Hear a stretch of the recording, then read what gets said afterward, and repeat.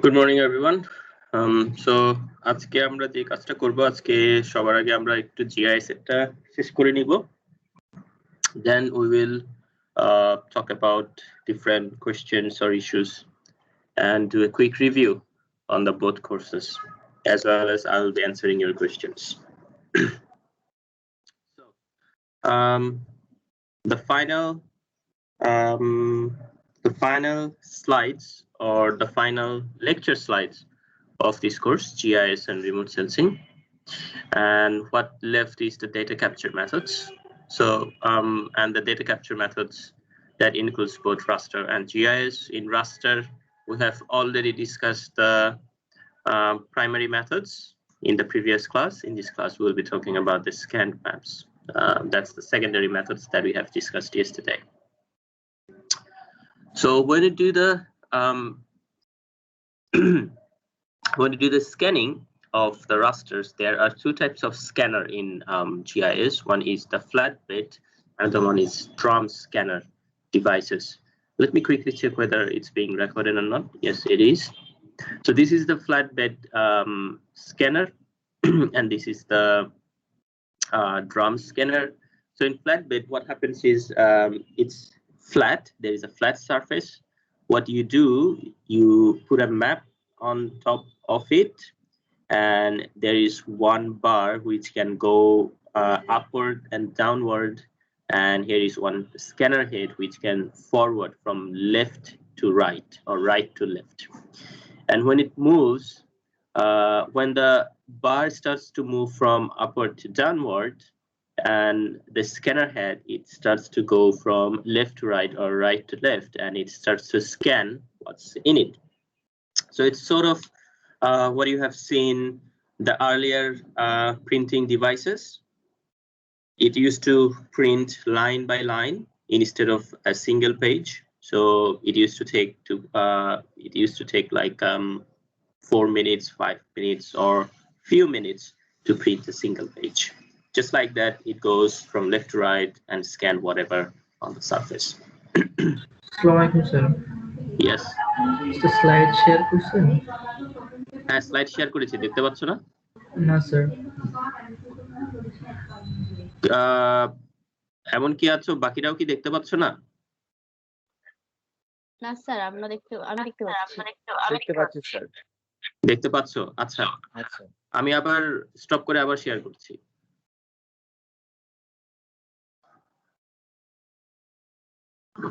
এখন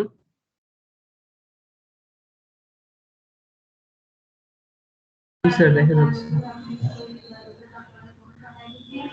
All right. There is a warning sign. What does it mean? Sir, I think the recording has started. Okay. All right. So on the other hand, the drum scanner, what it does is it simply rolls on the map, and it picks up what's on the map. So just a fair warning that both the scanning system is relatively similar for both raster and vector. Okay. Now, what happens is, how do we pick up the pixels in the raster scanning? In raster scanning, we pick up the pixels based on the intensity of the ink of the paper. Okay. So it depends on the color. It depends on the size of the strokes on the map. So based on these, we the software automatically picks up the intensity of the pixels, or the magnitude of the pixels, or the values of the pixels. Then these pixel values can be converted into grid cell values or vector objects. So you see grid cell values or vector objects. So if they are converted into grid cell values, they are raster image, or if you convert them into vector objects, then they are turning into vector data. So there are also different types of digitizing. So after scanning of these images, if they are converted into vector objects, or even if they are not, if they are converted into simply an image, what you can do is you can use this image to as a base for heads up digitization. So what's heads up digitization? We will see it in a minute. So heads up digitization happens in a computer. Okay, so that means you scanned this image, you put it on your computer screen, and then you perform the heads up digitization. So what is a scanner? We already know what's a scanner. So we know that what the scanner does is it takes a printed media, or it takes any media which is printed or drawn or written on a surface of a paper, and then it converts into a digital media. All right, so there are bits as well related to the scanners.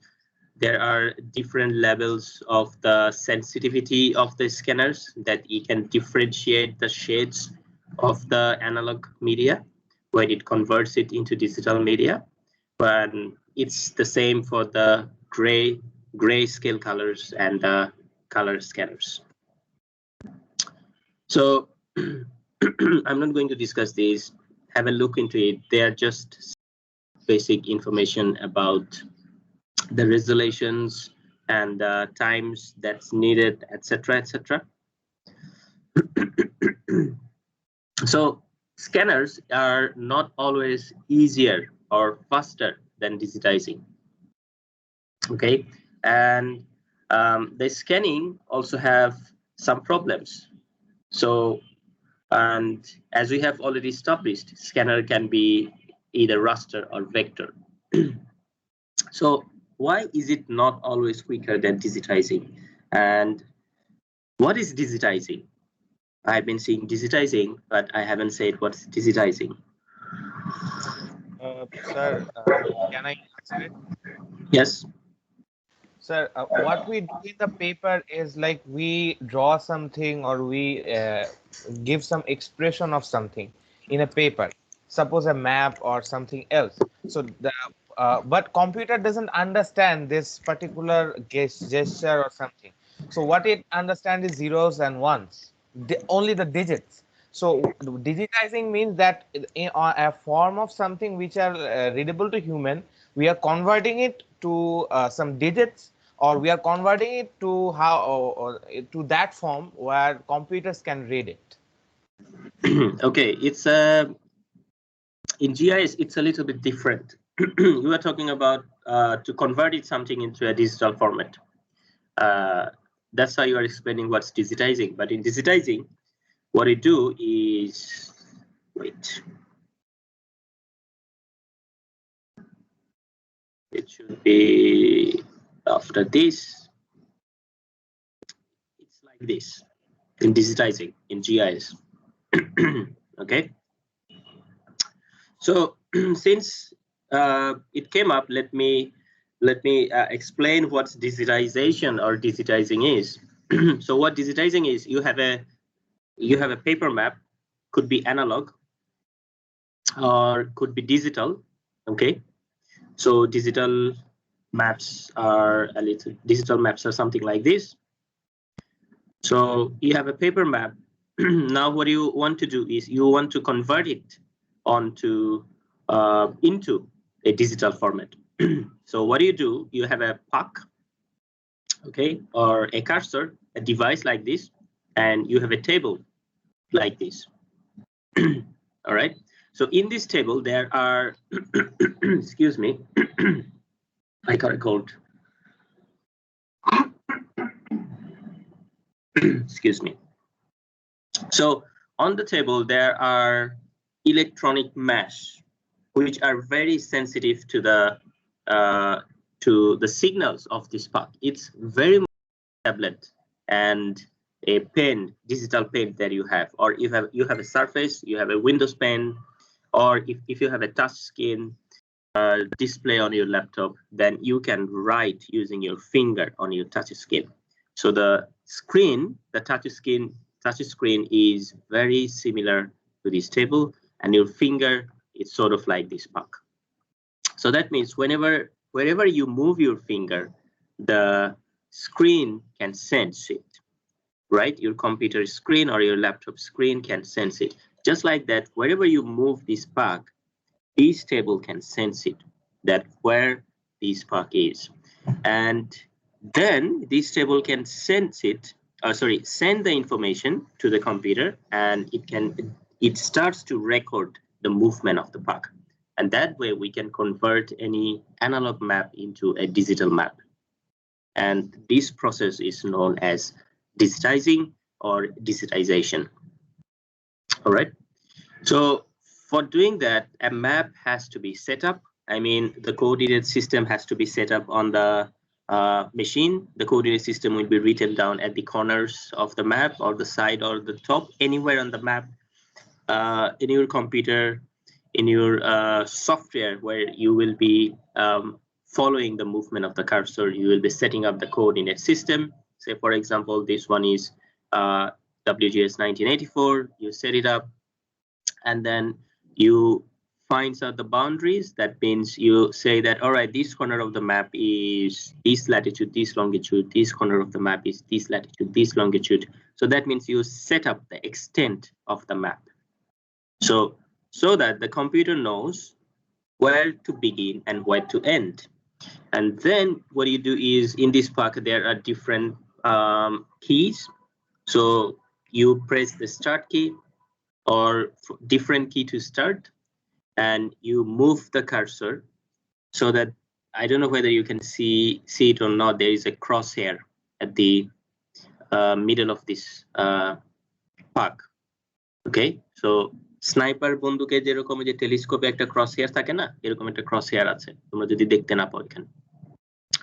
So you move this crosshair, you follow the lines using the crosshair, or you follow the boundary using the crosshair, and they are automatically picked up and recorded and converted into a digital map in the computer, which is connected with the table.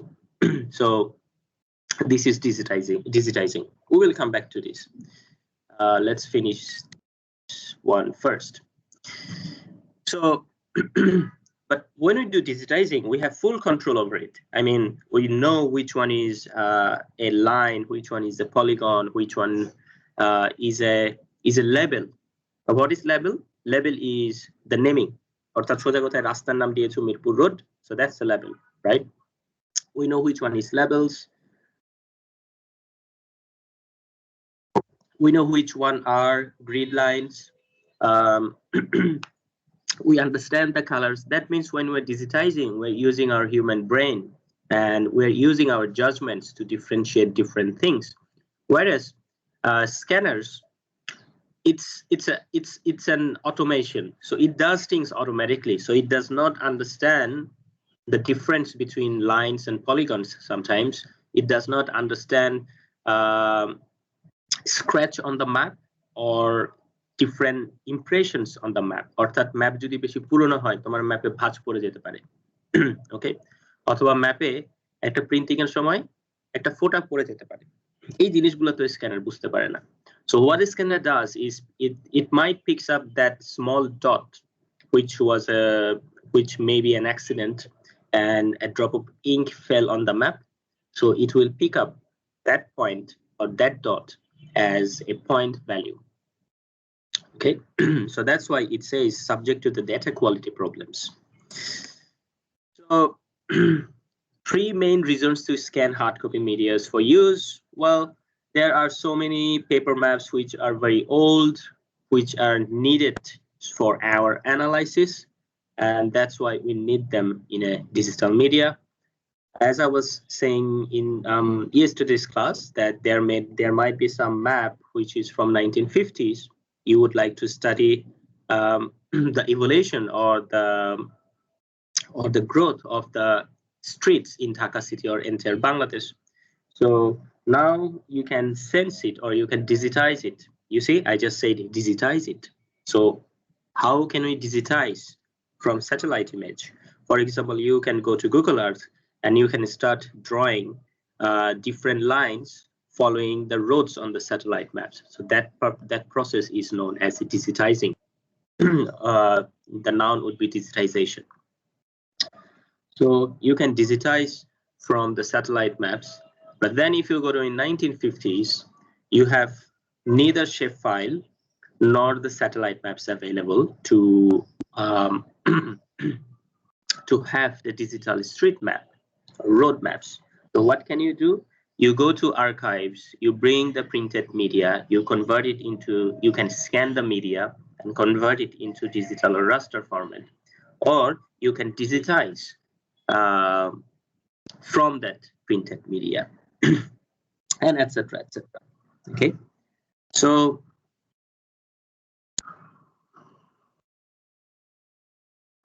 that means to digitize the archive maps. That's our major goal, to convert different hard copy medias. Rest of the things, go through them. I'm not going to discuss it. That was the most important one. So using raster scan data in raster GIS, it's not as easy as seems. I have already discussed the issues. For example, for polygons, what happens is there is a problem with the continuation. Okay, sometimes there is a problem with the dots, just like as I discussed a few minutes ago. Okay, and there are other information on the map, labels and other text, grid lines, just like I said, they could give you some problems. And also for the lines sometimes could be thickened at the joints. For example, you have a cross section of the road, and if you have a cross section of the road at that moment in a printed media, that could be thickened compared to the rest of the lines. And if it's thickened, I will draw it here. So if you have a cross section, or if you have a join of the lines in your map, in your printed map, so this cross section could be thickened compared to the rest of the lines. If it does, for example, if it thickens like this, then your raster scanning might consider that there are something else. Okay, so it will be giving you these pixels, for example. That's how it will be identifying the streets with the pixels. Okay, and then it will be making extra pixels around it. Okay, I do not need these pixels. I do not need these pixels because this is simply a crossroad. This is simply an intersection. But since the lines are thickened, it starts to pick up. It starts to give this, include these extra pixels. All right, it's a problem. Also, when in the printed media, especially in the old maps, sometimes the color could fade or color could spread. If it happens, then your maps start to become something like this. Okay.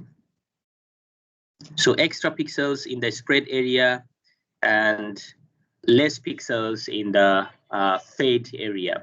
And there is also another problem with the color consistency.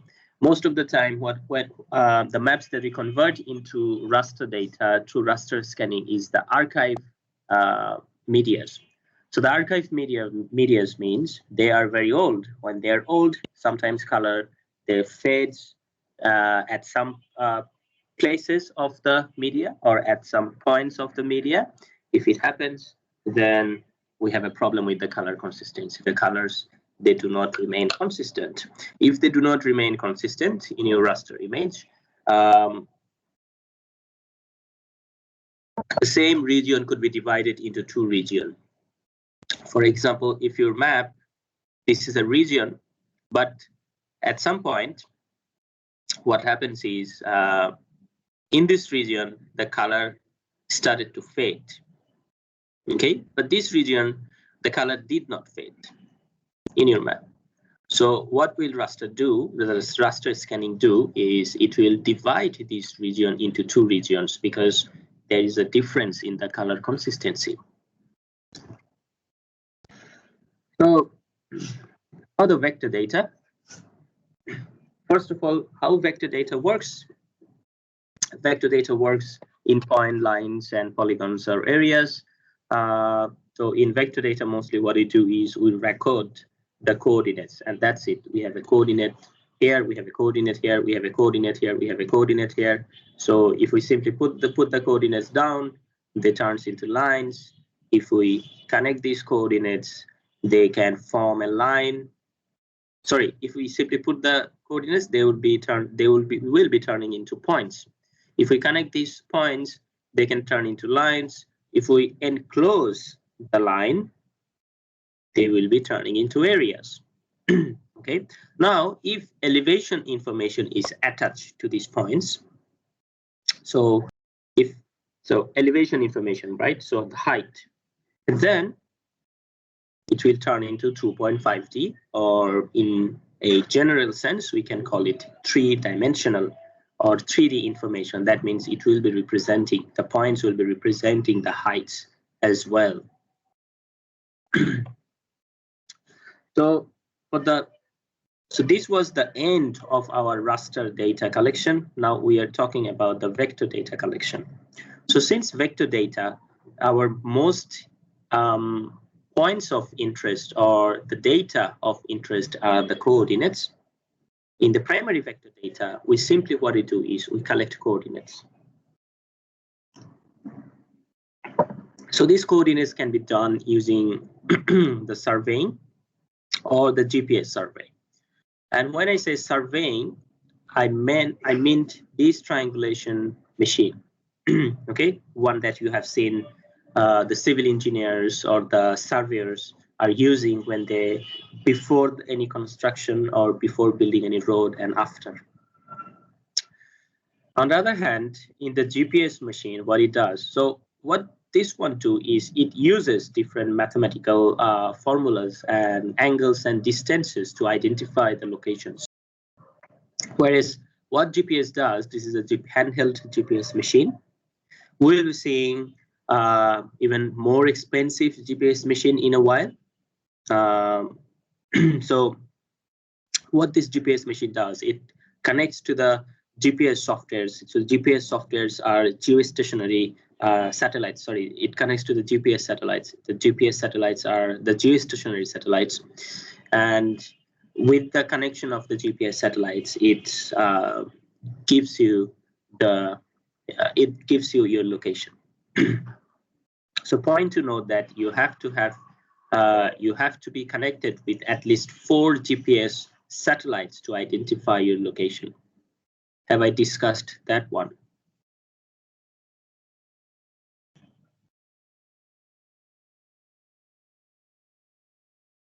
Have I discussed that one in the class?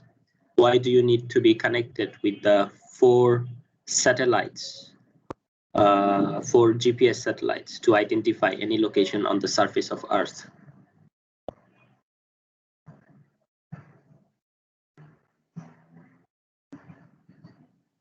Hello, আমার কথা কি শুনতে পাচ্ছ? Sir বলেছিলেন আরেকবার repeat করেন sir. ওকে, যদি বলে থাকি তাহলে আর এক্সপ্লেইন করলাম না। জাস্ট মনে রাখো যে 3টা পয়েন্ট হচ্ছে for triangulation and the 4th one is for time. Okay, so কেন triangulation? আমি যদি একটা পয়েন্ট থেকে বের করি, so if someone is giving me a point, I actually do not know where am I. Okay, আমি যদি রিলেটিভলি চিন্তা করি, আমি সার্টেন একটা লোকেশন থেকে আমি 5 কিলোমিটার দূরে আছি। সো 5 কিলোমিটার দূরে আছি মানে এটা যদি 5 কিলোমিটারের একটা রেডিয়াস হয়, 5 kilometer radius, so I can be anywhere on this plane. So now I take another satellite, and this satellite says I am 10 kilometers away. So এটা যদি 10 kilometers হয়, so I can be anywhere of these 2 points. কেন?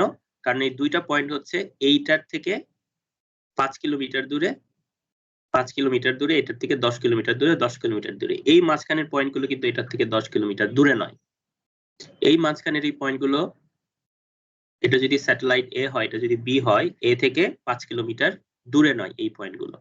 So that means my location is reduced to only 2 points. Now if I have a third satellite and it says আমি এই satellite থেকে 8 kilometre দূরে আছি, so যখন এটা আমি draw করব, এখন 8 কিলোমিটার দূরে মানে কি, only this location is 8 kilometers away from this reference point C. Okay, so finally I found out my location. But আমি তো এগুলার রিলেটিভে আমার লোকেশন খুঁজে বের করেছি। I have to find out the location on the relative, or I have to find out my location on the surface of Earth. So how can I do that? So now what we can do is we can use the fourth satellite to identify the delta T. Okay, the difference of T. How long does it take to signals come and back from these satellites in reference to these satellites? So using this delta T, just like sonar technology, আমি এখান থেকে signal send করলাম, surface থেকে reflect করে signal back করলো। নাও এই যে সময়টা, এই সময়টা থেকে আমি এখন T/2 হচ্ছে distance, D equal to T/2, তাই না? T হচ্ছে ট্রাভেল টাইম, গেল এবং ফিরে আসলো। সো এইভাবে আমি যদি ইউজ করি, তাহলে এই ডেল্টা T ইউজ করে I can find out the distances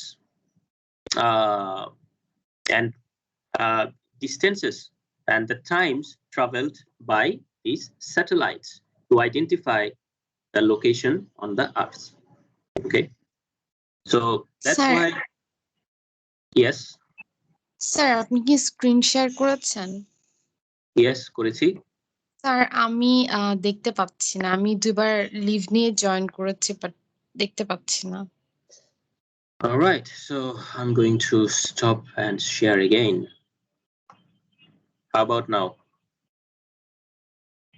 G sir, দেখতে পাচ্ছি।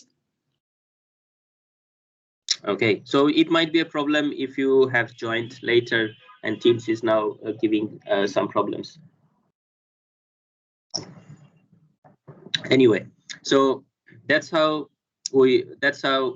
we need at least 4 satellites to identify any locations using GPS. So what we do is, when we use the surveying or triangulation, we have to identify what coordinate system that we are using to collect the data. Okay, so that's what it says. They scaled from a map. Okay, tied to a trig station. On the other hand, when we are using GPS, if you look into these, if you go into different segments of the screen using these buttons, in the settings you will have options to select the coordinate system. You can select it from there and you can start collecting data. So this is the trig machine. Okay, so people look through this point. There is some reference point, someone standing there, they record the measurements, and they start to identify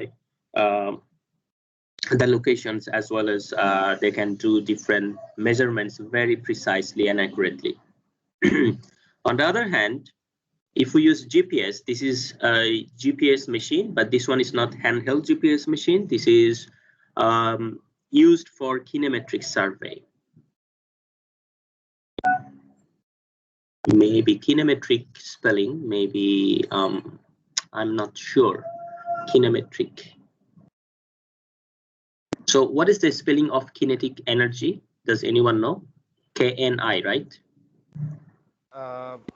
Sir, it's KINE.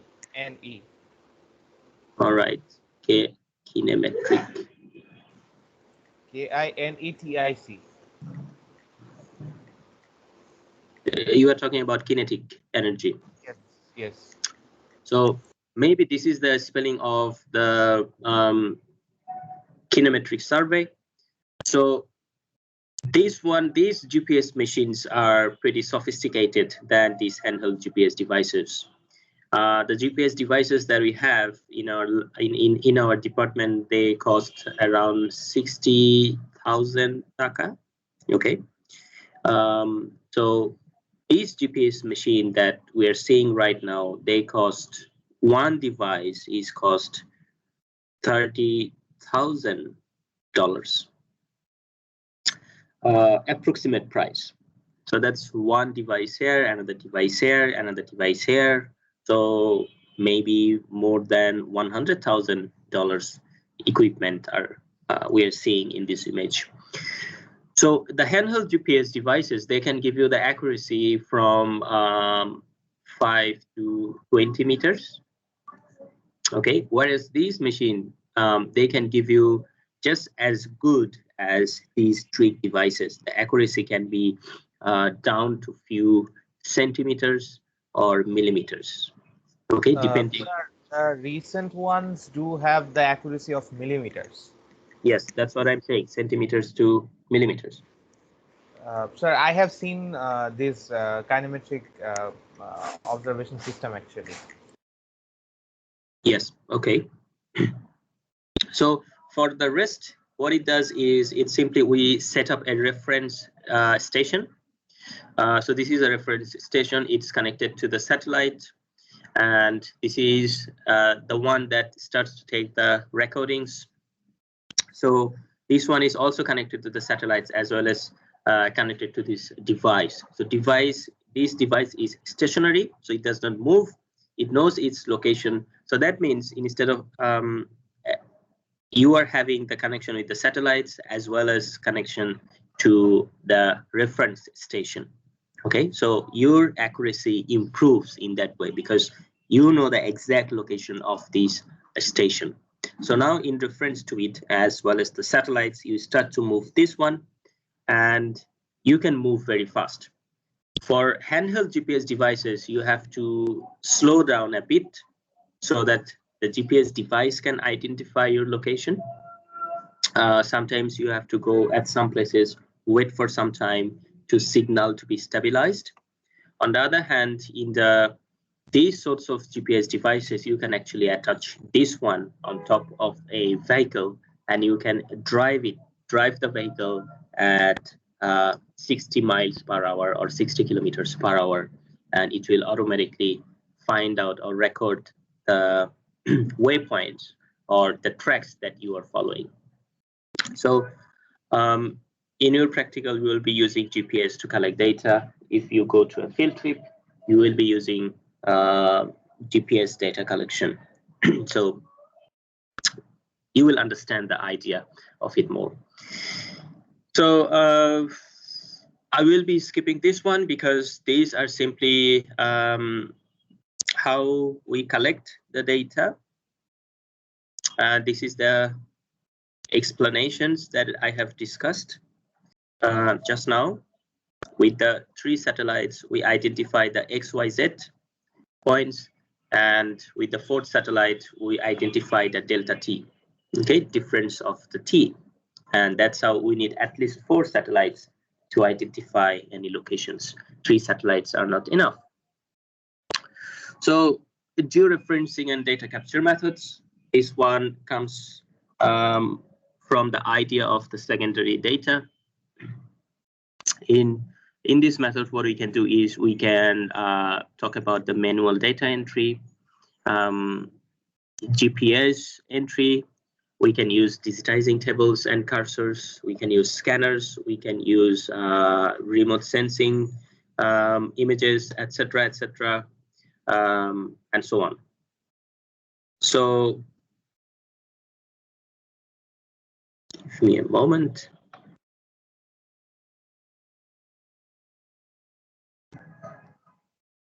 So in the manual data capture, what we do is we can capture the data from our field nodes and maps. So how do we do that? We have collected the GPS data just like I discussed in the previous class of different points. Someone goes, collect the attributes of this data, and the next point someone goes and collect the attributes of the data, you have already collected the GPS coordinates. Similar for the third point. So now you bring in the information. You have already developed your digital map from the coordinates that you have collected. You have your digital map, you have the attribute table of your digital map, and you have your attributes listed into the columns and the rows. So this is the ID, then latitude, longitude. So let long ID, and now you start to add separate column on the right, separate table that we say, and sorry, not table, it's a field. So these are not known as field. So you give it a name saying attribute or species. If we follow the example that we made previous class, so is species, and then you start to enter the information from your field nodes or your maps. You start to enter the information into this table, and that's how we can add different data capture. Now the digitizing, I have already discussed it at the process. How does it work? So, but for digitizing, we have to set up the map. Okay. Why do we need to set up the map? This one is also known as georeferencing. You have already heard about it. So what are we doing in the georeferencing? We are referencing the locations, or in another way, we are using the locations to use the references of the locations or the maps. All right. So what do you do for setting up any map into this digitizing table or on our computer devices? We start to find out the landmarks. For example, this is a crossroad. So in this crossroad, we can find out what is the coordinate of this. So by using these grid lines or their latitude and longitude, if they are in latitude and longitude, we can identify if this is 36 and this is 98. We know that this point represents the 36-degree latitude in north, and maybe this is east, okay, or maybe this is west. So okay, yeah, so this is 98-degree east, for example. Okay, so we start to find out. So now what we can do is we can go to this table and we can identify that. All right, so this point is actually 38-degree north and 98-degree east. So computer will know that, all right, this is the point. So we can similarly, we can find out the location of this one, this point, 97 and 26. So that we can go and set it up a point here. We can set it up another point, another point. So when you set up at least 4 points, it can identify that, okay, so these are the 4 points, and now everything can be fitted into together. Now you can start to draw. All right, it's sort of a very much like when you are putting a map on your wall, you are trying to fix the map so that there is no, what should I say, অর্থাৎ ম্যাপে কোনো ভাঁজ যাতে না পড়ে, আলগা যেন না হয়. Okay, so it's completely stuck on the wall, completely flat on the wall, just like that. So তুমি তখন কি করো, ম্যাপটাকে ধরে ধরে টেনে এভাবে লাগাও. So now instead of using these stickers or the tape, what we are doing is we are using coordinate systems to identify the extent of the map and to identify the locations on the map so that the other locations can fall onto the place. Right, so now these points which are known, which have known coordinate points or coordinate pairs are known as control points. Okay, so these are the control points. So for setting up this map, the control points needs to be chosen, and it will have a good geographic spread. So this is the digitizing table, the cursor or the puck is connected to the computer, okay? So that no distortion is introduced due to the, you know, mapper bhajer karone jate kono distortion toiri na hoy, etc., etc. So you need to be skilled to do the digitization, and this digitization is known as heads down digitization. Okay, so you have to be very skilled to following the line, because this task is very tedious, very boring, and very long. So fatigue, or if you are tired, if your muscles are tired, it may affect the digitization process, and so on. So also depends on the details that you would like to collect.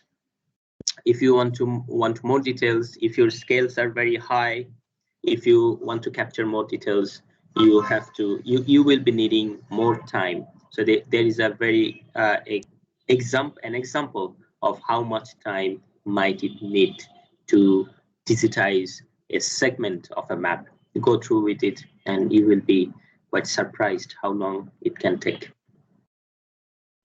So the factors that could affect the accuracy of digitization are the quality of the source map, states of the preservation, okay, how it was preserved. If it was preserved using folding, then it might have some cracks and some some lines could fade. On the other hand, if the map was preserved using not folding but by rolling, then it might not have any cracks or any fades of the colors and the lines, as well as the medium that was printed on. For example, if it was printed on a good quality, thick quality papers, then maybe it can be preserved in a better way than a cheap media, and etc., etc. So it also depends on the digitizer resolution. If your digitizer, I mean the digitizing table as well as your computer software have low resolution, that it might not capture the details. Okay, some of the details might be lost.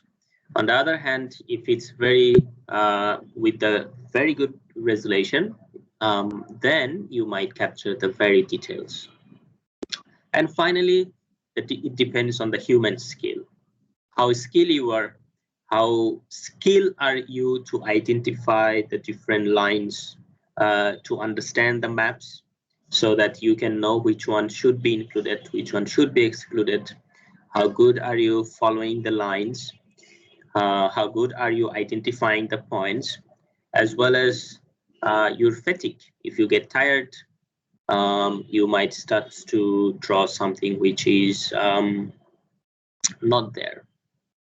So there goes heads down digitization. Now it's about heads up digitization. So in heads up digitization, what we do is we have a printed map, we simply scan it. After scanning it, we transfer it into a computer. So here is a scanner. This lady is scanning this map, and later on these scanned maps will be transferred into a computer.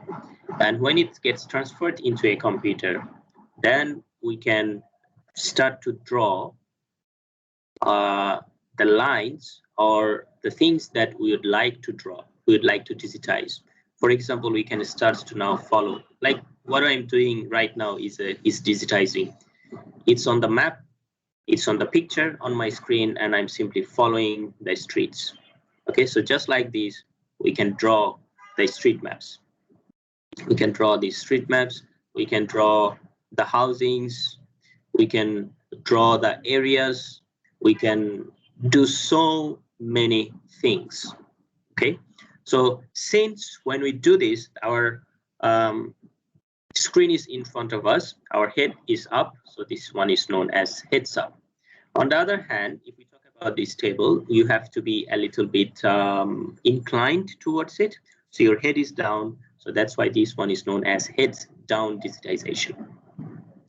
So for heads up digitization, you do not always have to scan the maps. Sometimes you can digitize from satellite images. For example, just like I said, you can digitize using Google Earth. Okay, so that's heads up. So it depends. Now this digitization depends on the screen, the resolution of the screen. If you have a very high resolution screen, if your scanner is very high resolution, then it can pick up the very details. On the other hand, some details might be lost. So here is an example. This guy is digitizing the houses and the streets from Google Earth. Okay, so in this case, this guy is not really using Google Earth. It's using ArcMap, but it's using the maps of the Google Earth or the satellite images at the background as base map. So what are the problems in digitizing? Just like we have seen them before, we have problem with the overshoot and undershoot. We have slivers, overshoot, undershoot. Okay, we have slivers, and these are the correct methods. So it depends on your skill. Even if you do this heads-up digitizing from the satellite images, you will be getting a lot of these problems. And why is that? Also, if you are digitizing from the satellite images, you have to focus on one more thing. That one is your scale. How much did you zoom? For example, for drawing a line, a street, for these segments of the street, you were, let's say, 1 kilometer. Your elevation, your bird's eye view was 1 kilometer above the surface. So this is the surface, you were 1 kilometer on top of it. And for this segment, you are 500 meters. So this is 1000 meters. This is 500 meters. You zoomed into the 500s. And for doing these segments, you zoomed in to 10 meters. Now your accuracy will have 3 different types of accuracy in a single map. You will find when you zoomed into the 10 meters, they are more accurate compared to the rest of the segments of the street that you have drawn using different zooming. Okay, অর্থাৎ কতটুকু zoom করলাম? You may try it. Google Earth open করো, digitize করার চেষ্টা করো, দেখবা যে তুমি যদি যত কাছে যাবা তত তোমার অ্যাকুরেসি হাই হচ্ছে। যত উপর থেকে করছো, তারপরে জুম ইন করলে দেখবা যে স্ট্রিট এখানে, this is the street, and তোমার লাইন চলে গিয়েছে এই জায়গায়। You went off the street. Okay, so that's all. Does anyone have any question?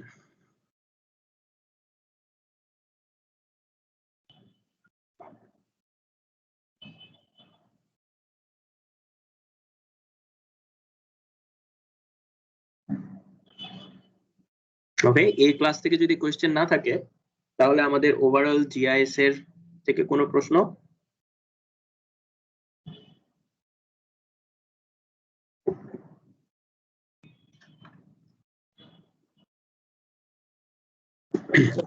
Tram paper নিয়ে একটা কোশ্চেন ছিল স্যার। হ্যাঁ বলো স্যার। আর্থ এক্সপ্লোরার থেকে স্যার আপনার পিকচারটা ডাউনলোড হচ্ছে না স্যার গতকাল থেকে, সেক্ষেত্রে আমরা কি করতে পারি?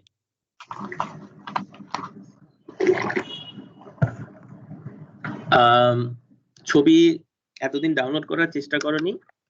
আমি যদি ডেডলাইন এক্সটেন্ড না করতাম, তোমাদের ডেডলাইন থাকতো আজকে। গতকাল থেকে কি করতেছে স্যার? গতকাল থেকে করছে না, আমার পয়েন্টটা অন্য জায়গায়। আমার পয়েন্টটা হচ্ছে তোমার ডেডলাইন আজকে, তোমরা আজকে কেন এটা নিয়ে, মানে এই প্রশ্নটা তো আসার কথা ছিল আরো সপ্তাহখানেক আগে যে স্যার আর্থ এক্সপ্লোরার থেকে ডাউনলোড হচ্ছে না। এখন তো তোমার আসলে তোমার বলছি না, আমার স্পেসিফিকলি তোমাকে বলছি না, সবাইকে বলছি। কারণ আমাকে অনেকেই নক করছে যে স্যার আমি কি বলে সফটওয়্যার ডাউনলোড করতে পারছি না, এটসেট্রা এটসেট্রা। এই প্রবলেমগুলো তো আসলে আরো আগে আসা উচিত ছিল। আমি তোমাদের যখন ল্যাব দিয়েছি তখনই আসা উচিত ছিল, ইন জেনারেলি বলছি। কারণ এখন তোমার ডেডলাইন, এই প্রবলেমগুলো যদি তোমার এখন আসে তার মানে হচ্ছে এর আগে তোমরা কিছুই করনি। যাই হোক, ওটা ডাউনলোড হচ্ছে না সেটা নয়, একটা হতে পারে হয়তো তারা অনেক সময় তারা সার্ভার ডাউন করে রাখে ফর মেইনটেনেন্স, সেটা একটা রিজন হতে পারে। এটা হয় না অনেক সময়। আরেকটা ব্যাপার হতে পারে, সেটা হচ্ছে ওই যে অনেকেই যেরকম আমাকে নক করেছে, তুমি টাইমটা ঠিক মতো দিচ্ছ না। ডাউনলোড হচ্ছে না বলতে ঠিক কি মিন করছো? ডেটা খুঁজে পাচ্ছে না নাকি ডাউনলোড করার অপশন পাচ্ছে না? ডাউনলোডের অপশন ওখানে নীল থাকতো, এখন অ্যাশ কালার আসছে ওখানে। কোন স্যাটেলাইটটা তুমি খুঁজছো? ল্যান্ডস্যাট 45 ওটা 45। হ্যাঁ স্যার। অর্থাৎ গ্রে হয়ে আছে, ওইটাকে সিলেক্ট করা যাচ্ছে না। আচ্ছা, যদি এরকম হয় তাহলে হচ্ছে তোমার ওরা মেইনটেইন করছে আর কি, মেইনটেনেন্স রান করছে, কোন একটা কিছু একটা করছে, এই কারণে।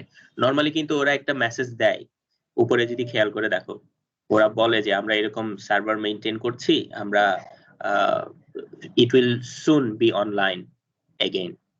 হ্যাঁ স্যার, প্রথমে ঢোকার সময় ওইরকম বলতেছিল, তারপরে রিলোড দিলে আবার ঢুকতেছিল আর কি। আচ্ছা, এই ক্ষেত্রে স্যার আমার হোমটাউনের যে ডাউনলোড দিছে তার থেকে কি পিকচার নিয়ে কাজ করতে পারবো স্যার? বুঝি নাই। আমার হোমটাউনের পিকচার যে ডাউনলোড দিছে তার থেকে পিকচারটা নিয়ে কি আমি কাজ করতে পারবো? হ্যাঁ, অফকোর্স, কেন পারবে না? এটা তো তুমি ওই ইউএসজিএস থেকে ডাউনলোড করো আর তার কাছ থেকে নাও, একই তো ছবি, কেন পারবে না? ওর ভিতরে তোমার হোমটাউন থাকলেই হলো। Okay sir. অলরাইট, ওকে। সো এখন যদি কারো কোনো প্রশ্ন না থাকে, let me quickly talk about the NDVI. NDVI নিয়ে মনে হয় আমি বলি নাই। Give me a moment.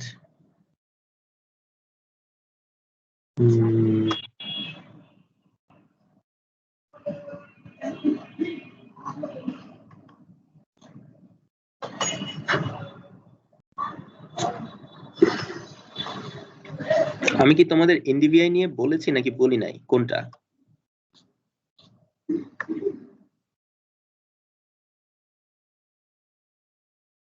Because NDVI নিয়ে কোথাও একটা স্লাইড আমার ছিল,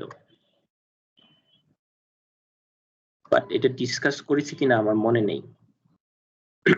আমাকে কেউ রিমাইন্ড করে দিতে পারবে?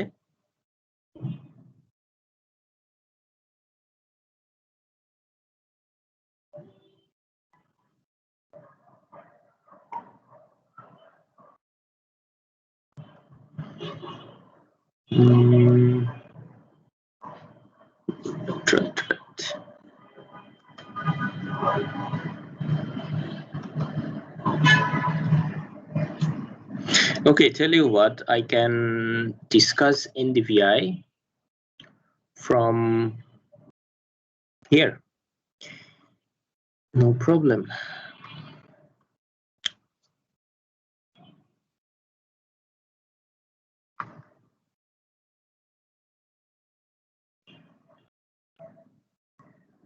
কি ব্যাপার, আমার স্লাইড শো দেখাচ্ছে না কেন?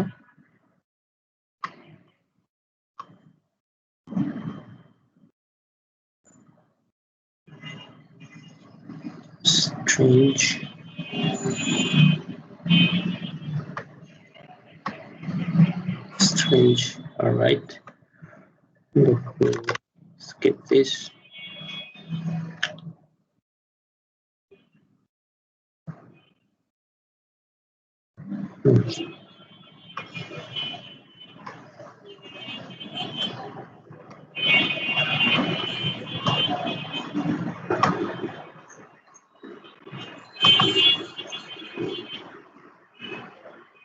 আসসালামু আলাইকুম স্যার।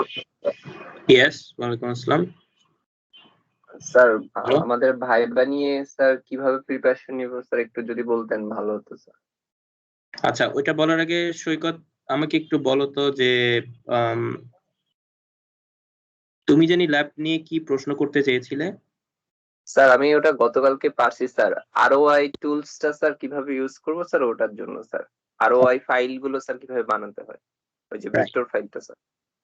ওকে, সো ওটা ঠিক আছে। তাহলে তোমরা কি আমার স্ক্রিন দেখতে পাচ্ছো? It's simply a black white screen. G sir. আমি একটু করে তোমাদেরকে NDVI জিনিসটা এক্সপ্লেইন করি। So NDVI is a normalized difference vegetation index. So এখানে আমরা যে জিনিসটা করি সেটা হচ্ছে NIR minus red and NIR plus red. এটা হচ্ছে আমাদের ফর্মুলা। ওকে, NIR হচ্ছে নিয়ার ইনফ্রারেড আর রেড তো হচ্ছে রেড ব্যান্ড। সো এখন NDVI এর ভ্যালুগুলোর মানে কি? সো NDVI এর ভ্যালু রেঞ্জ করে হচ্ছে আমাদের -1 থেকে +1 পর্যন্ত। +1. Now in between it has 0, right?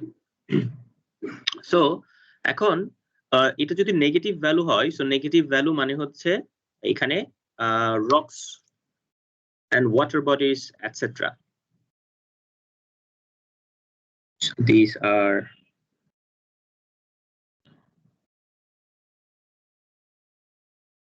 rocks, water.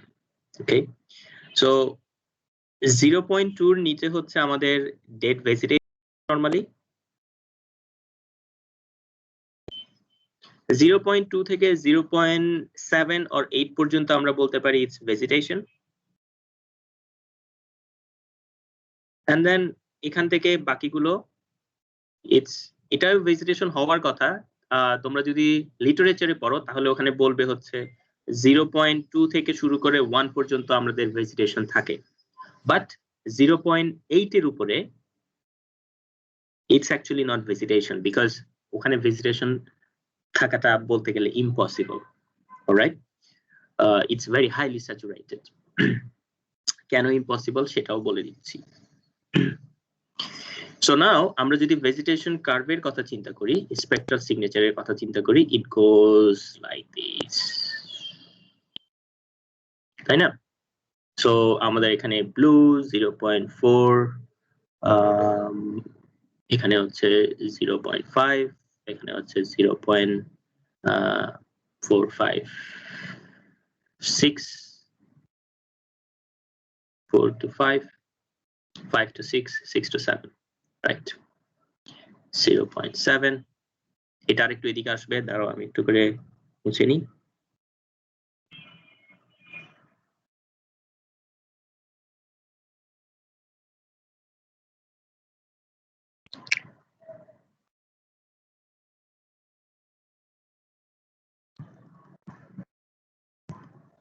So that's our spectral band. This is blue, green, and red. Okay. So better blue and then green. Oops. And then green and red. And now this one is infrared. So infrared ke kibhabe identify korbo? Let's put it yellow. Eta hocche infrared. Okay. So NDVI দিয়ে আমরা normally কি করে থাকি? NDVI দিয়ে we usually identify the health of vegetation. অনেকে তোমাকে বলবে vegetation cover আমরা ডিটেক্ট করি, বাট দ্য মেইন পারপাস হচ্ছে আমাদের ভেজিটেশনের হেলথটাকে আইডেন্টিফাই করা। তো 0.2 থেকে যত উপরের দিকে যেতে থাকবে টিল 0.8, সেটা থেকে আমরা বলতে পারি যে ভেজিটেশনের হেলথ ইমপ্রুভ হচ্ছে। ভেজিটেশনের হেলথ ইমপ্রুভ হচ্ছে মানে কি? তার ফটোসিনথেটিক্যালি ভেজিটেশন হচ্ছে মোর অ্যাক্টিভ। অলরাইট, সো এখন এগুলোর ভ্যালুগুলোর ভেজিটেশনের হেলথের উপর দিয়েই কিন্তু আবার ভেজিটেশনের ডেনসিটিও অনেকটা নিরূপণ করা যায়, সরাসরি না হলেও একটু ইনডিরেক্টলি। কিভাবে? এই জন্যই অনেকে বলে যে NDVI থেকে আমরা ভেজিটেশনের ডেনসিটি ডিটেক্ট করে থাকি, যে কতটুকু ডেন্স তারা। ফর এক্সাম্পল, আমাদের যদি গ্রাস থাকে, so grass is less photosynthetically active than trees, তাই না? ঘাস হচ্ছে গাছের পাতার চাইতে ফটোসিনথেটিক্যালি কম অ্যাক্টিভ হতে পারে। তো সেই ক্ষেত্রে ঘাস হয়তো আমাদেরকে 0.2 থেকে 0.3 or 0.4 পর্যন্ত রেঞ্জে আমাদেরকে সিগন্যাল দিতে পারছে, যেহেতু তার activity com. On the other hand আমাদের এটা গেল একটা range. On the other hand এখন ট্রির ক্ষেত্রে যখন আমরা যাচ্ছি, ধরো ট্রি গুলো যদি আমাদের একটু কম ঘনত্বের সাথে থাকে, ডেন্স যদি না হয়, এখানে একটা গাছ, এখানে একটা গাছ, এখানে একটা গাছ, তাহলে একটা পিক্সেল যখন এই পিক্সেলটা সে ডিটেক্ট করছে তখন কিন্তু এটা তাকে বাকি অন্যান্য জায়গায় দেখা যাচ্ছে, I mean it's not a pure pixel, it's a mixel. Mixel আমরা pure pixel কে সেগুলো ডিসকাস করেছি। এটার 50% হচ্ছে গাছ দ্বারা আবৃত, বাকি 50% গাছ দ্বারা আবৃত নয়। যেহেতু গাছ দ্বারা কাভার্ড নয়, সেহেতু এখানে বেশ কিছু সিগন্যাল আছে যেগুলো এক্সট্রা ইনফরমেশন অ্যাড করছে আমাদের ইমেজে। ওকে, শুধু গাছের ইনফরমেশন দিচ্ছে না, বাকি অন্যান্য ইনফরমেশন দিচ্ছে। সো ইনফরমেশন দিচ্ছে মানে গাছের ইনফরমেশনটা, ফটোসিনথেটিক যে ইনফরমেশনটা আমরা কালেক্ট করছি সেটা ইনফরমেশনের পরিমাণ কমে যাচ্ছে। তো কমে যাওয়ার কারণে আমরা বলতে পারি ইটস 0.4 থেকে 0.6। সো তার মানে আমাদের ডেনসিটি যদি আরেকটু কম হয়, গাছের ডেনসিটি, সো আমরা 0.4 থেকে 0.6 এর ভিতরে সে সিগন্যাল দিচ্ছে এটা বলতে পারি। কারণ ফটোসিনথেটিক সিনথেসিস অ্যাক্টিভিটিস এর যে সিগন্যাল গুলো আমরা পাচ্ছি সেগুলো সেখানে আমাদের বেয়ার ল্যান্ড, ওয়াটার বডিজ কিছু নয়েজ অ্যাড করে দিচ্ছে। কিভাবে নয়েজ অ্যাড করে দিচ্ছে? একই পিক্সেলের ভিতরে যদি আমাদের মাল্টিপল সিগন্যাল থাকে, now the vegetation signal is reduced by the signals of water bodies or bare lands. Okay, influence করছে ওই জায়গায়, কারণ একটা পিক্সেলে তো সবকিছুকে হিসাব করে গড় করে তারপরে সে ওই সিগন্যালটাকে সে নিচ্ছে। এখন পুরো পিক্সেলটাই যদি আমাদের গাছ দ্বারা আবৃত থাকে তাহলে শুধু আমরা ক্যানোপির সিগন্যাল পাচ্ছি। That means we are receiving all the signals. I mean it's a pure pixel, it's only covered by vegetations, and the health of the vegetation is giving us the entire signal. So এই ক্ষেত্রে আমাদের গাছের photosynthesis যদি vigorously চলতে থাকে, then we might be getting 0.6 to 0.8 এই রেঞ্জে তখন আমরা সিগন্যাল গুলো পাচ্ছি। তো এগুলোর উপরে ভিত্তি করে সায়েন্টিস্টরা অনেক আর্টিকেলে তারা বলেছে, and the thing is they actually do not know how NDVI really works. Okay, অথবা তারা এটাকে ইম্প্রোভাইজ করে তারপরে তারা বলছে দিস ইজ স্পার্স ভেজিটেশন। ওকে, তার মানে বেশ অল্প অল্প ভেজিটেশন আছে, খুব বেশি নেই।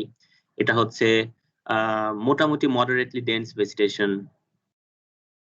এইভাবে তারা বলে, and this is তারা বলছে dense vegetation. But actually in reality এটার ভেজিটেশন হেলথ হচ্ছে এই রেঞ্জে, এটার ভেজিটেশন হেলথ হচ্ছে এইটা, এটার ভেজিটেশন হেলথ হচ্ছে এইটা। তার মানে in here we can find the vegetation on stress or তাদের ফটোসিনথেসিস খুব সেভাবে চলছে না। এখানে আমরা বলতে পারি যে photosynthesis is going quite well, vegetation health is quite good, and this one is healthy vegetation. এখন আমি তোমাকে এক্সপ্লেইন করে দিচ্ছি কিভাবে এই মডারেটলি ডেন্সটা এই ক্ষেত্রে অ্যাপ্লিকেবল হয় না NDVI এর ক্ষেত্রে। There are some logic. কি ধরনের? For example, your pixel is fully covered by vegetation. Okay, fully covered by vegetation, but these vegetations are on stress. এই ভেজিটেশন ভালোভাবে পানি পাচ্ছে না, খরার মৌসুম যাচ্ছে, ভালোভাবে পানি পাচ্ছে না, যার ফলে পাতাগুলো হলদে হলদে হওয়া শুরু করেছে। যখনই হলদে হওয়া শুরু করবে, although the forest is dense, but due to the health condition তোমাকে তখন এই রেঞ্জে সে সিগন্যাল দিবে 0.4 থেকে 0.6। কেন? তার নিয়ার ইনফ্রারেডের এই পরিমাণটা ডাউনওয়ার্ড কমে এসে এখানে চলে আসছে। The vegetation is dense, but এই লাইনটা এই লাল থেকে এখানে পার্পল কালারে শিফট করেছে, এই লাইনটাতে ফলো করছে এখন।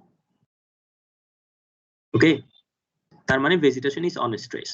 সো তাহলে তো এখন ওই তারা যেটা বলছিল এটা তো এখন মিলছে না।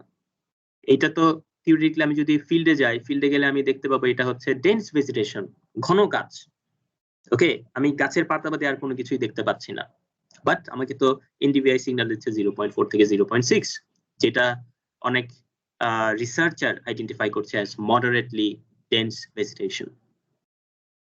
ওকে, তার মানে ইন রিয়ালিটিতে তার ভেজিটেশনের পিক্সেলটা হওয়ার কথা ছিল এরকম, গাছ থাকবে এবং বাকি আর সামথিং এলস থাকবে, এই জায়গায় গাছ থাকবে, সামথিং এলস থাকবে, কিন্তু এখানে তো ওরকম থাকছে না।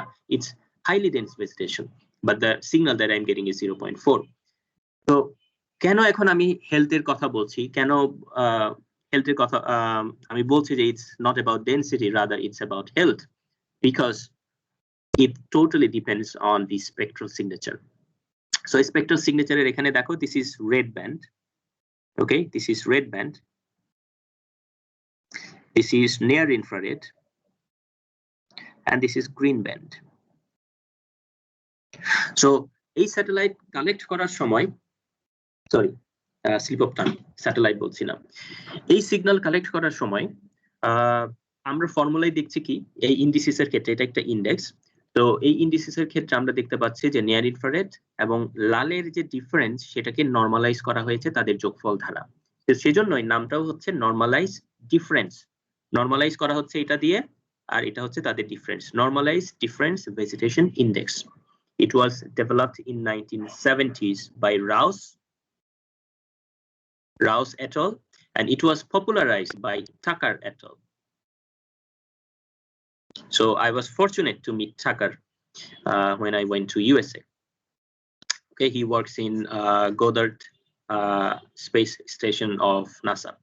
So he popularized it. He published many papers on NDVI in 1970s. Thus, these indices got very popular and it's still popular in these days. So what happens? আমরা যদি ডিফারেন্সটা দেখি লাল এবং সবুজের, তাহলে আমাদের ডিফারেন্স খুবই অল্প। সো দ্যাট মিনস, দেখো এটা হচ্ছে তাদের ডিফারেন্স, লাল এবং সবুজ। ওকে, সো আমি যদি এখন লাল এবং সবুজের ডিফারেন্স আমি যদি হেলথি থেকে আমাদের স্ট্রেস ভেজিটেশনের ক্ষেত্রে দেখি, সরি আমি যদি হেলথি এবং স্ট্রেস ভেজিটেশনের ক্ষেত্রে দেখি, তাহলে দেখব এখানে দেখো লালের ডিফারেন্স এবং সবুজের ডিফারেন্স এই জায়গাটাতে আমাদের কতটুকু হয়েছে। আমি যদি দেখি তাহলে এখানে আমার ডিফারেন্সটা হচ্ছে এতটুকু। ওকে, লাল এবং সবুজের মাঝে ডিফারেন্সটা হচ্ছে এতটুকু। For if I convert it, transfer it from healthy vegetation to the moderately healthy vegetation, তাহলে তাদের ডিফারেন্স খুবই অল্প। অন দ্য আদার হ্যান্ড, আমরা যদি দেখি আমাদের নিয়ার ইনফ্রারেড এবং রেডের যে ডিফারেন্স, সেটা যদি আমরা চিন্তা করে দেখি,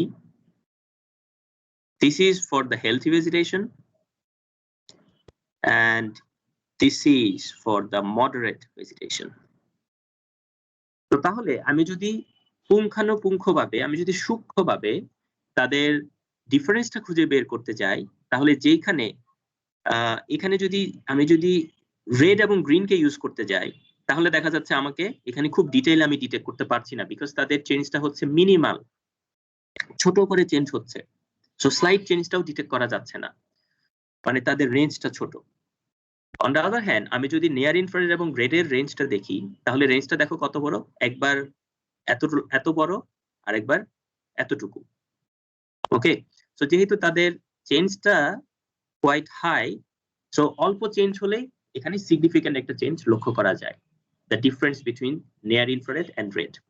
তো সেজন্যই আমরা এনডিভিআই তে, আমরা বলতে রাউস এট অল এনডিভিআই ফর্মুলাতে নিয়ার ইনফ্রারেড এবং রেডের ডিফারেন্সটা দেখিয়েছে। ওকে, তো এটাই হচ্ছে ব্যাকগ্রাউন্ড হিস্ট্রি, কেন ইনস্টেড অফ গ্রিন এবং রেড এর বদলে কেন নিয়ার ইনফ্রারেড নিয়ে আসা হলো। এখন রাইট, সো এবার আমরা আসি কেন তাহলে 0.8 এর উপরের গুলোকে আমরা 0.8 এর উপরের গুলোকে আমরা হেলথি ভেজিটেশনে না রেখে বলছি দিস ইজ এরর। কেন আমরা এই কথা বলছি? সো এটা কখন হতে পারে? নিয়ার ইনফ্রারেড যখন 1 হবে, ইকুয়াল টু 1, রেড যখন 0 হবে, তখন কি হয় দেখো। So near infrared minus, so 1 minus 0, 1 plus 0 equal to 1 over 1, সুতরাং এটা হচ্ছে রেজাল্ট দিচ্ছে 1। সো 1 তখনই হতে পারে যখন আমার রেডের ক্ষেত্রে কোনো সিগন্যাল থাকবে না, রেড একেবারে শূন্যে নেমে আসবে, বাট এটা তো ইম্পসিবল ভেজিটেশনের ক্ষেত্রে। ভেজিটেশনের ক্ষেত্রে রেড সবসময় রিফ্লেক্টেড হয়। ওকে, তো তাহলে আমি ধরে নিলাম এটা 1 না হয়ে এটা হয়ে গেল 0.9, সরি নিয়ার ইনফ্রারেড ফুল চলে আসলো 1, রেড চলে আসলো 0.1।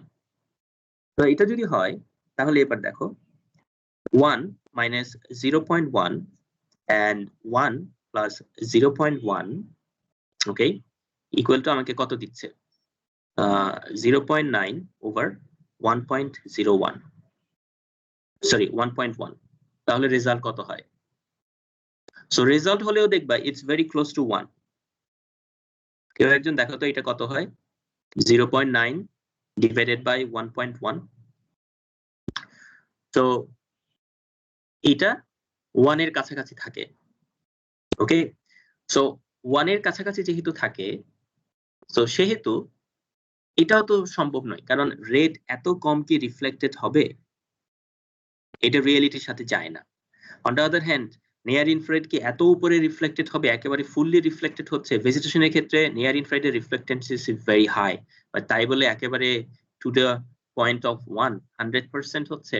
Not really. ওকে, সো ইত্যাদি ইত্যাদি কারণে এই 0.8 এর উপরে ভেজিটেশনের হেলথি, একদম খুবই হেলথি ভেজিটেশন, তার রিফ্লেক্টেন্সও 0.8 এর উপরে নরমালি যায় না। ইনফ্যাক্ট 0.7 এর উপরেও যাওয়ার, মানে 0.75 এর উপরেও যাওয়ার সম্ভাবনা খুবই ক্ষীণ। সো অনেক সময় অনেকেই এনডিভিআই এ 0.8 এর উপরে পায়। সো এগুলো কোন জিনিসগুলো আসলে 0.8 এর উপরে চলে যায়? Okay, so there are so many things. They could be clouds, একটা হতে পারে, দে কুড বি শ্যাডোজ, না not clouds, they are shadows.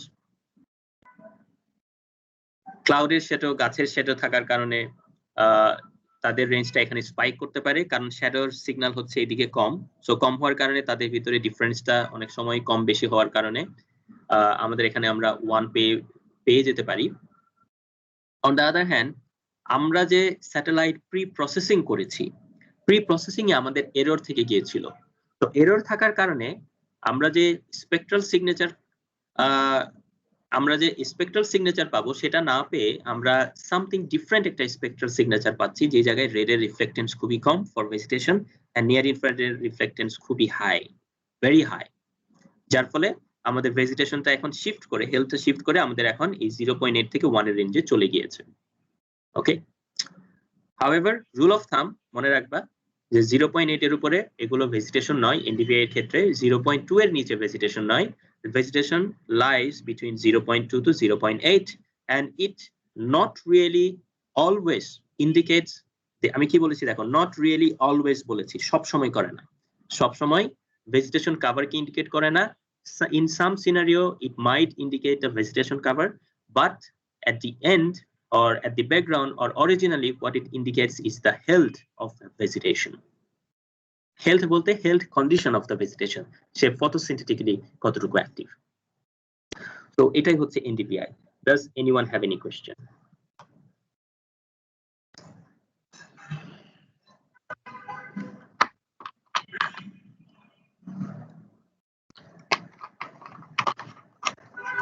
ওকে, যদি কোয়েশ্চেন না থাকে আমি শেয়ারিং অফ করে দিচ্ছি। এন্ড তারপরে হচ্ছে in terms of 3205, 3201 কারো কোনো প্রশ্ন আছে? সো তোমাদের প্রশ্ন আমি একটু করে কোয়েশ্চেন প্যাটার্ন নিয়ে বলি।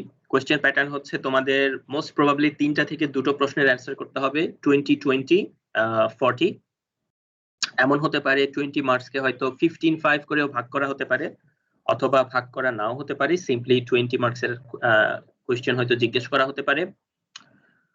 এন্ড তারপরে যে জিনিসটা তোমাদের প্রশ্নগুলো আসবে হচ্ছে কনসেপচুয়াল মোস্টলি। সো কনসেপচুয়াল মানে হচ্ছে মিড টার্মের মতো কনসেপচুয়াল।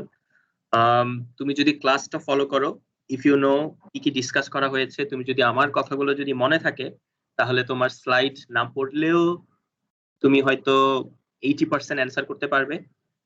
আই মিন স্লাইডের উপরে খুব বেশি জোর থাকবে না। ওকে, সো আর তুমি যদি না বোঝো তাহলে হয়তো তুমি 30% অ্যান্সার করতে পারবে। I do not know. It depends on your skill on explanation and skill on understanding the question. So এই জন্য আমি তোমাদেরকে বারবার সাজেস্ট করব, সেটা হচ্ছে ফার্স্ট কোয়েশ্চেনটাকে পড়ো, সিম্পলি লেখা শুরু করবে না।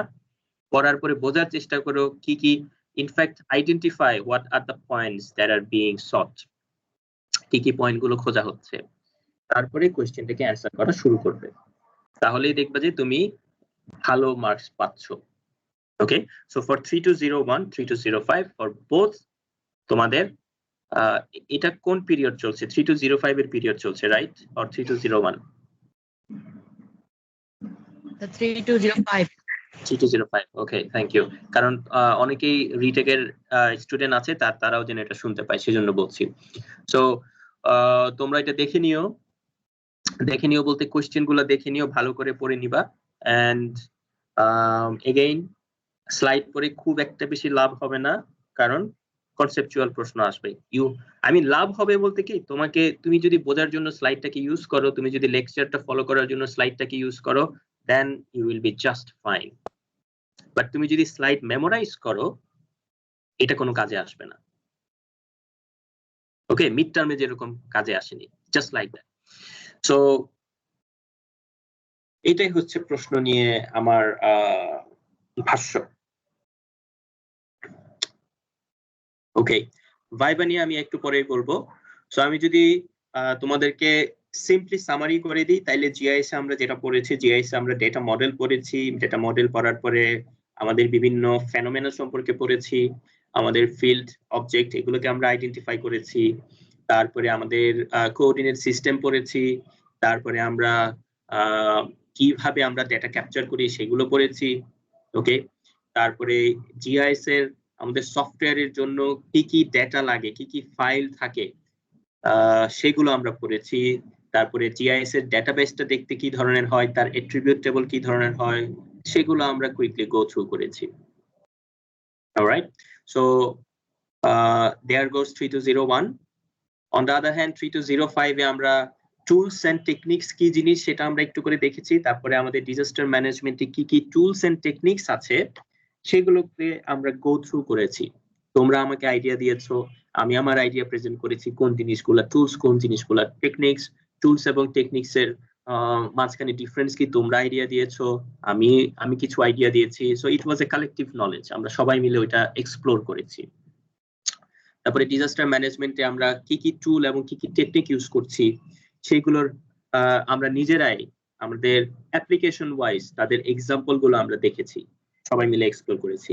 তারপরে আমরা রিমোট সেন্সিং এর দিকে চলে গিয়েছি। রিমোট সেন্সিং এর দিকে যখন চলে গিয়েছি তখন আমরা বিভিন্ন স্যাটেলাইট সম্পর্কে জেনেছি।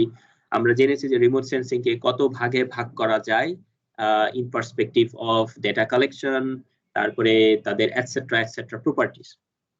রিমোট সেন্সিং এর এই ভাগের পর থেকে তারপরে আমরা যে জিনিসগুলো দেখেছি সেটা হচ্ছে রিমোট সেন্সিং এর বিভিন্ন প্রপার্টিজ, তার বিভিন্ন রেজলিউশন নিয়ে আমরা কথা বলেছি। ওকে, পাশাপাশি আমরা কথা বলেছি তার সেন্সর নিয়ে। সো রেজলিউশন নিয়ে যখন কথা বলেছি, তার 4টা রেজলিউশন ছিল আমরা দেখেছি।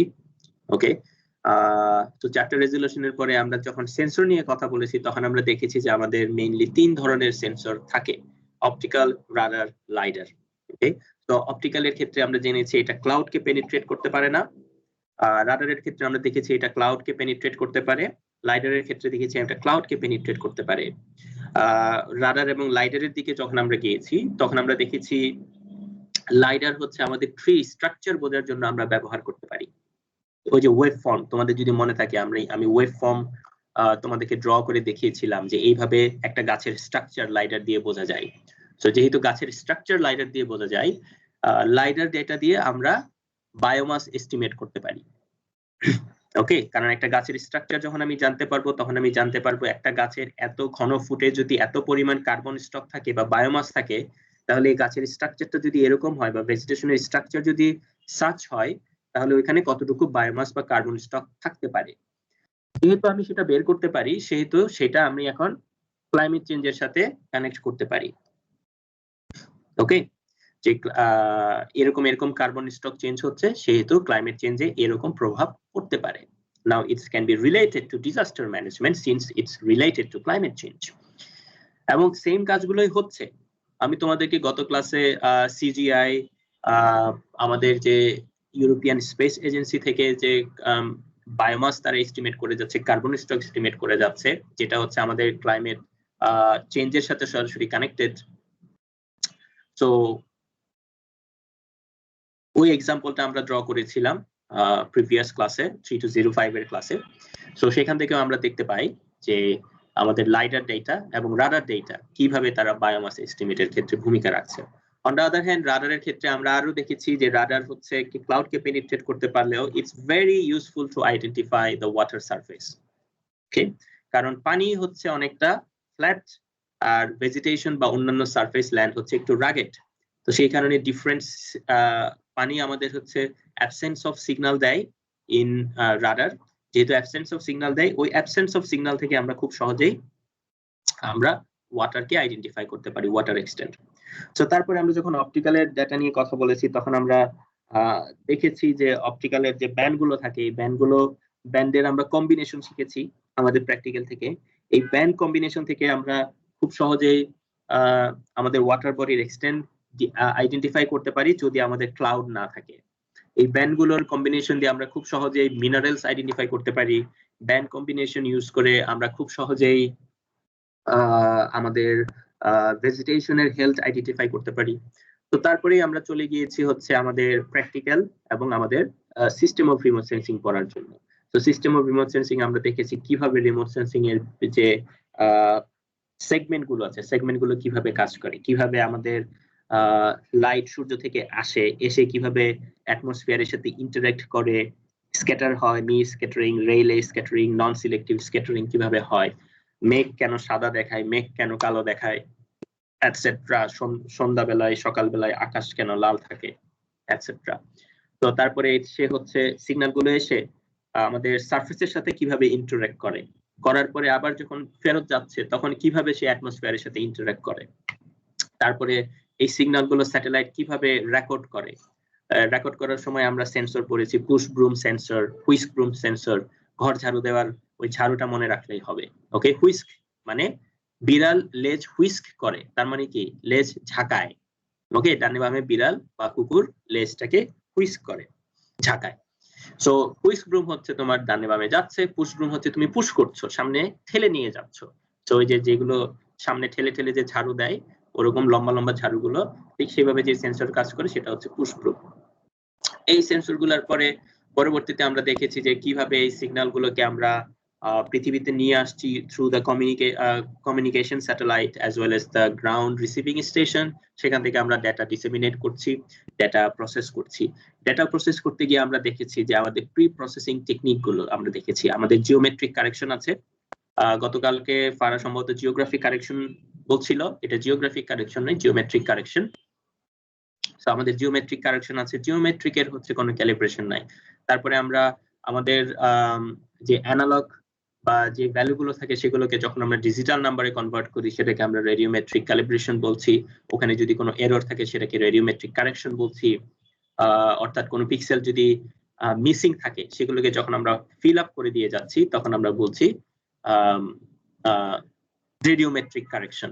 যেমন ধরো ল্যান্ডসেট 7 এর ক্ষেত্রে আমাদের বেশ কিছু পিক্সেল নাই আফটার 2003, তো সেগুলোকে আমরা রেডিওমেট্রিক কারেকশন বলছি যখন আমরা ফিল আপ করে দিচ্ছি। এন্ড তারপরে আমরা এগুলো টপ অফ অ্যাটমসফিয়ারে আমরা কনভার্ট করছি থ্রু অ্যাটমসফিয়ারিক ক্যালিব্রেশন। ওকে, মনে আছে TOA, top of atmospheric reflectance. So এখানে আমাদের অ্যাটমসফিয়ারের যে ভূমিকা সেই ভূমিকা এখানে প্রেজেন্ট আছে। ওকে, হেজ, ক্লাউড, ডাস্ট এগুলোর ভূমিকা আছে। যখন আমরা ওই ডিজিটাল নাম্বারকে টপ অফ অ্যাটমসফিয়ারিক রিফ্লেক্টেন্সে কনভার্ট করছি। সো এটা হচ্ছে অ্যাটমসফিয়ারিক ক্যালিব্রেশন। তারপরে এই অ্যাটমসফিয়ারিক ক্যালিব্রেটেড ডেটাকে আমরা করছি সারফেস রিফ্লেক্টেন্সে ট্রান্সফর্ম করছি। কিসের মাধ্যমে? অ্যাটমসফিয়ারিক কারেকশনের মাধ্যমে। সো সারফেস রিফ্লেক্টেন্সে আমরা কিভাবে কনভার্ট করতে যাচ্ছি?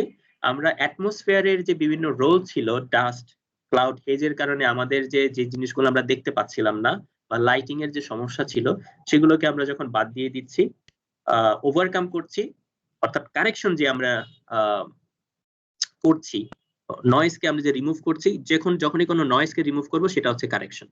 ওকে, সো নয়েজকে যে আমরা রিমুভ করে দিচ্ছি, এই কারেকশন, অ্যাটমসফিয়ারিক কারেকশনের দ্বারা আমরা এখন একদম সারফেসের রিফ্লেক্টেন্সটাকে আমরা আইডেন্টিফাই করতে পারছি। এখন কথা হচ্ছে আমাদের সারফেস ফ্ল্যাট নয়, আমাদের সারফেস হচ্ছে রাগেড, মাউন্টেনিয়াস, হিলি রিজিয়ন। সেক্ষেত্রে লাইটিং এর কিছু ডিফারেন্স থাকতে পারে। এই ডিফারেন্সটাকে ওভারকাম করেছি আমরা হচ্ছে টপোগ্রাফিক কারেকশন দিয়ে। তো এছাড়াও জিওমেট্রিক কারেকশন আমাদের যে ডিস্টরশন যেগুলো ছিল, ডিস্টরশন কেন হয়? ওই যে আমরা বাঁকা করে তাকাই, তেরছা করে তাকাই, আমাদের সেন্সর তো সবসময় নাদির পয়েন্টে ডেটা কালেক্ট করে না, অফ নাদির পয়েন্টে ডেটা কালেক্ট করে। তো সেই ক্ষেত্রে আমাদের জিওগ্রাফিক যে এরর গুলো যুক্ত হয়, যে ডিস্টরশন অ্যাড হয়, সেগুলোকে ওমিট করার জন্য আমরা জিওমেট্রিক কারেকশন আমরা অ্যাপ্লাই করেছি। এবং তারপরে আজকে আমরা একটা ইন্ডিসিস এর এক্সাম্পল দেখলাম, সেটা হচ্ছে এনডিভিআই। সো এনডিভিআই এর ক্ষেত্রে আমরা কিভাবে ভেজিটেশন হেলথকে আইডেন্টিফাই করছি, কেন আমরা রেড এবং গ্রিন ব্যান্ডকে ইউজ না করে কেন আমরা রেড এবং নিয়ার ইনফ্রারেড ব্যান্ডকে আমরা ইউজ করছি, সেটা আজকে আমরা দেখলাম। পাশাপাশি এনডিভিআই কেন ভেজিটেশন কাভার নয় বরঞ্চ ভেজিটেশন হেলথকে ইন্ডিকেট করে, এবং ভেজিটেশন কাভার অনেক সময় ফুললি কাভার থাকার পরেও কেন এনডিভিআই আমাদেরকে রিলেটিভলি লো ভ্যালু অর্থাৎ 0.4 থেকে 0.6 আমাদেরকে ভ্যালু রিটার্ন করতে পারে, সেই রিজনিংটাও আজকে আমরা জানতে পেরেছি। তো that was summary of T205। ওকে, তো কারো কোনো প্রশ্ন আছে কি? যদি না থাকে তাহলে আমি অফ করে দিব, রেকর্ডিং অফ করে দিব, ক্লাস শেষ করে দিব, and we will not continue the second period of 3201.